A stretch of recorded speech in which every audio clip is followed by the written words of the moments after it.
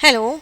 तो आज हम यूकैरियोटिक ऑर्गेनिज्म के बारे में डिस्कस करेंगे। प्रोकैरियोटिक हमने कवर कर लिया था। यूकैरियोटिक ऑर्गेनिज्म क्या होते हैं, चलिए पढ़ते हैं।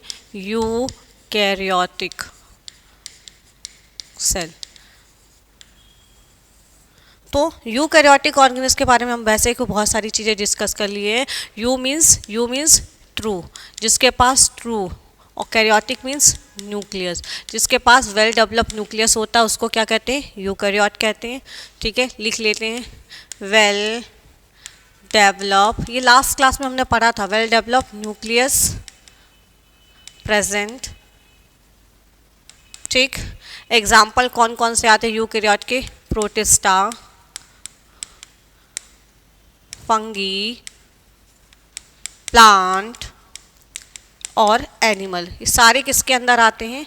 यूकैरियोट के अंदर आते हैं। दुनिया में जितने प्लांट है, जितने एनिमल है, जितनी फंगी, सारे क्या है? यूकैरियोट। प्रोकैरियोट हमें ज़्यादा जगह पढ़ने को नहीं मिलता, ऑलमोस्ट वहाँ पढ़ने को मिलेगा और एक दो जगह और पढ़ने को मिलेगा। ठीक, ये क्या है? Large in size, large in size होते हैं। कॉम्प्लेक्स स्ट्रक्चर होता है, कॉम्प्लेक्स स्ट्रक्चर। मेम्ब्रेन बॉर्न सेल ऑर्गन प्रेजेंट होते हैं। मेम्ब्रेन बाउंड सेल ऑर्गेनल्स, सब चीज़ पढ़े हैं हम, लास्ट क्लास में पढ़े हैं। ऑर्गन प्रेजेंट होंगे, यानी इनके पास क्या क्या होगा? माइटोकॉन्ड्रिया होगा, यस होगा। इनके पास गोल्गी, यस गोल्गी कॉम्प्लेक्स, हाँ होगा। सारी चीज़। और बोलो, और क्या है? लाइसोसोम। सब कोई अपने अपने मन में बोलते चलो। लाइसोसोम, हाँ। वैक्यूल्स, हाँ होगा। इंडोप्लाज्मिक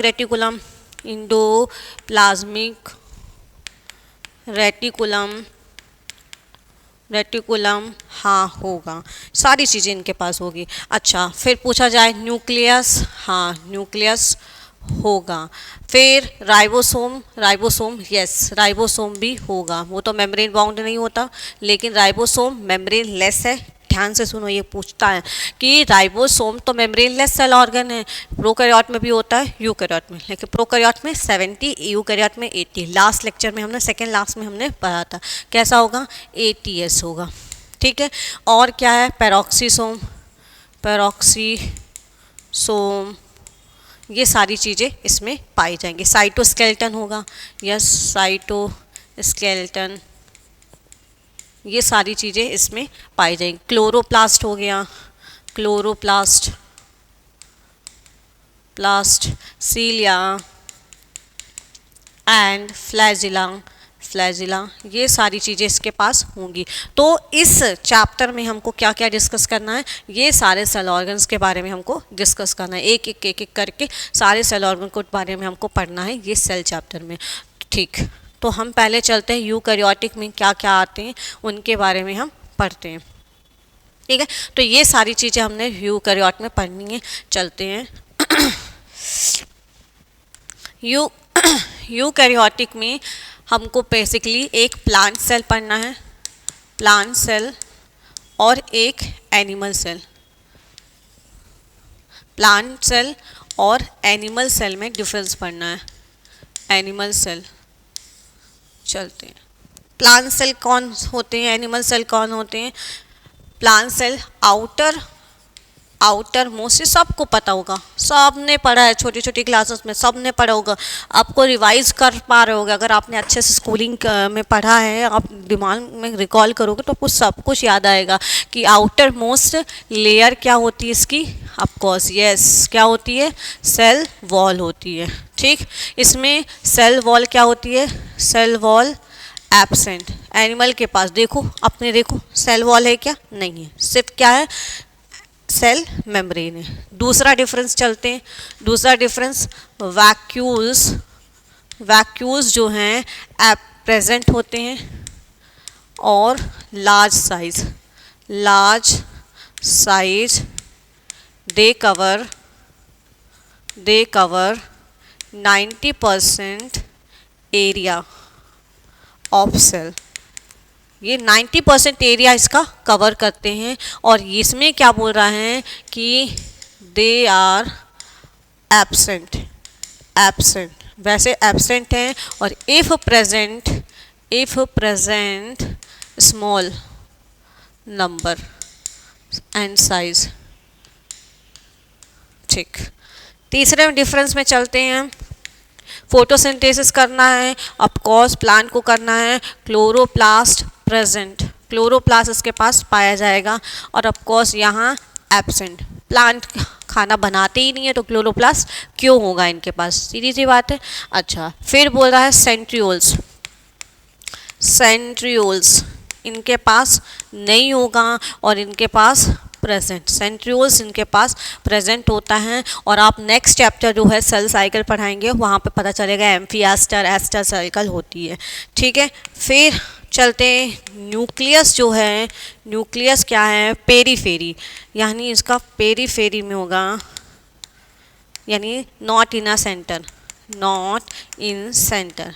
क्यों नहीं है? ऑफकोर्स 90% कौन है, वैक्यूल ने कवर कर रखा है, तो सेंटर में नहीं है। और इसमें क्या है, nucleus at the centre, nucleus कहाँ होता है, सेंटर में होता है। प्लांट सेल एनिमल सेल में ये डिफरेंस है, आपने पढ़ा होगा, नहीं पढ़ा कोई दिक्कत नहीं है, ये बेसिक चैप्टर है, बहुत सिंपल चैप्टर है, यहीं से आपको शुरुआत करनी है प्लांट सेल और एनिमल सेल में डिफरेंस की। चलते हैं डायग्राम बनाते हैं प्लांट सेल का, प्लांट सेल का डायग्राम बनाते हैं।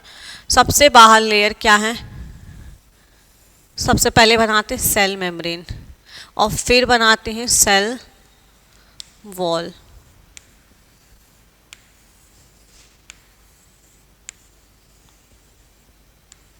लिखते हैं इसका नाम सेल वॉल, सबसे बाहर वाली लेयर, और अंदर वाली हो गई सेल मेम्ब्रेन। डन। सबसे ज़्यादा बड़ा पोर्शन जो कवर करता है उसको बनाते हैं, क्या हो गया ये, वैक्यूल्स, वैक्यूल्स। डन। अब हमको याद रखना है न्यूक्लियस बनाना है, तो ये हुआ हमारा न्यूक्लियस, न्यूक्लियोलस, न्यूक्लियोप्लाज्म, ये सब चीज़ें आगे पढ़ेंगे अपन।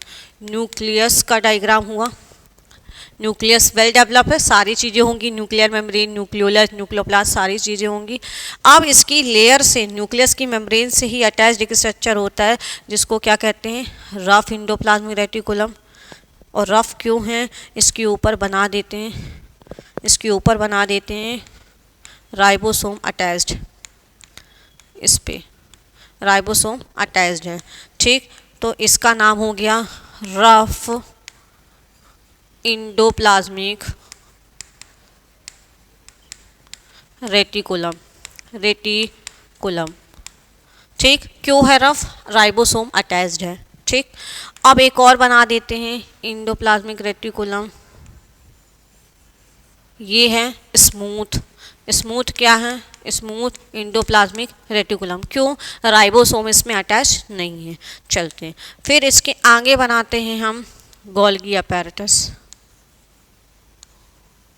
ये क्या हुए इसके, गोल्गी कॉम्प्लेक्स। सब बनाते चलो साथ साथ बनाते चलो, और ऐसी सीरीज में ही बनाना क्योंकि इनके फंक्शन इसी तरह काम आते हैं। और फिर बनाते हैं हम यहाँ पे वैक्यूल्स। ओह, वैक्यूल्स तो हो गया, ये हमने वैक्यूल्स तो बना ही लिया। लाइसोसोम, ये हुआ इसके लाइसोसोम, लाइसोसोम। फिर power house of the cell कौन है, माइटोकॉन्ड्रिया। चलते हैं power house of the cell, mitochondria बनाते हैं। ये क्या हुआ, माइटोकॉन्ड्रिया, और क्लोरोप्लास्ट बना देते हैं, क्लोरोप्लास्ट, ग्रैनम, ये सारी चीज़ें इसी चैप्टर में बनाना सिखाएंगे आपको। और ये हुआ क्लोरोप्लास्ट। ठीक, पेरोक्सीसोम बना दो, पेरोक्सीसोम हो गया। फिर इसके आगे जहाँ चलते हैं, इसके आगे चलते हैं राइबोसोम बना देते हैं, क्या हो गया, राइबोसोम, कौन सा, ATS, ATS सबके बारे में डिटेल इसी चैप्टर में करना है, तो अभी यहाँ घबराइए नहीं, और आप बताते जा रहे हो फंक्शन नहीं बता रहे हो, तो यहाँ सिर्फ डायग्राम बना रहे हैं। एक एक सेल ऑर्गन के बारे में हम कल पढ़ेंगे, एक एक सेल ऑर्गन के बारे में। राइबोसोम, फिर कहाँ चलें, फिर चलते हैं कहाँ, ये जो जगह खाली दिख रही है इसको क्या बोलेंगे, साइटोप्लाज्म। क्या हुआ, साइटोप्लाज्म। ठीक, तो इस तरह ये हमारा क्या हुआ, स्ट्रक्चर ऑफ प्लांट सेल लिख लेते हैं। ये क्या हुआ हमारा, स्ट्रक्चर ऑफ प्लांट सेल लिख लेते हैं, structure of plant cell, structure of plant cell. एक और डायग्राम बना लेते हैं एनिमल सेल में, अभी जो हमने डिफरेंस को पढ़ा उसी के बेसिस पे हम बनाते हैं। चलिए, कोई बहुत ज़्यादा नहीं है। सबसे पहले क्या होगी, सबसे बाहर एक मेम्ब्रेन होगी, लिख लेते हैं स्ट्रक्चर ऑफ एनिमल सेल। ठीक, एनिमल सेल का तो सबसे बाहर जो लेयर हो गई उसका नाम क्या रख दिया हमने, इसका नाम है सेल मेम्ब्रेन। सेल बॉल तो होती नहीं है, अभी हमने डिफरेंस में पढ़ा कि सेल बॉल नहीं होती है। ठीक है, फिर न्यूक्लियस बना देते हैं, ये न्यूक्लियोलस, न्यूक्लियोप्लास्ट, क्रोमैटिन लिख देते हैं न्यूक्लियस। और अगर यहाँ पे लिखना है क्रोमैटिन, न्यूक्लियर मेम्ब्रेन, न्यूक्लियोलस, ये सारी चीज़ें हो गई, न्यूक्लियोप्लाज्म। ठीक है, अच्छा, फिर इसकी मेम्ब्रेन से अटैच्ड एक स्ट्रक्चर बनाते हैं जिसको बोलते हैं, आउटर मेम्ब्रेन से अटैच्ड एक स्ट्रक्चर बनाते हैं जिसको क्या कहते हैं, रफ इंडोप्लाज्मिक रेटिकुलम। न्यूक्लियस की मेम्ब्रेन से अटैच्ड एक स्ट्रक्चर होता है, याद रखना उसका नाम क्या होता है, रफ इंडोप्लाज्मिक रेटिकुलम। फिर स्मूथ वाला भी बना देते हैं, ये क्या हुआ, स्मूथ इंडोप्लाज्मिक रेटिकुलम। ठीक, फिर एक और स्ट्रक्चर होगा जिसका नाम है गोल्गी बॉडी, लिख देते हैं गोल्गी कॉम्प्लेक्स। इसके साथ साथ ये ऐसे क्रम से ही बनाना क्योंकि इनके फंक्शन भी इसी तरह है, और यहाँ पे ऐसे ऐसे बना दो, इसका नाम लिख दो लाइसोसोम। फिर माइटोकॉन्ड्रिया तो होगा, हाँ भाई बना दो माइटोकॉन्ड्रिया,